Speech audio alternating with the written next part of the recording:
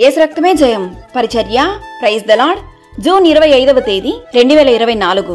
ఈరోజు దేవుని వాక్యము, నిన్ను శాశ్వత శోభాతిశయముగాను బహుతరములకు సంతోష కారణముగాను చేసేదను. యెషయా గ్రంథం 60వ అధ్యాయం 15వ వాక్యము. అవును క్రీస్తునందు ప్రియులారా, నీకు వెలుగు వచ్చి ఉన్నది, లెమ్ము తేజరిల్లుము, యెహోవా మహిమ నీ మీద ఉదయించెను. యెహోవాయే నీకు నిత్యమైన వెలుగుగా ఉండును, నీ దుఃఖ దినములు సమాప్తములగును అని దేవుని వాక్యం సెలవిస్తుంది.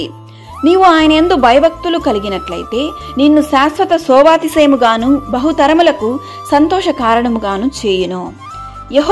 నీవు యెహోవా చేతిలో భూషణ కిరీటముగాను నీ దేవుని చేతిలో రాజకీయ మకుటముగాను ఉందువు. యెహోవా నీకు తోడుగా ఉండును. నీ చుట్టూ నీవు ఎదుర్కొంటున్న సమస్యలను బట్టి కలత చెందకుండా ఆయన సన్నిధిలో వేచియుండుము.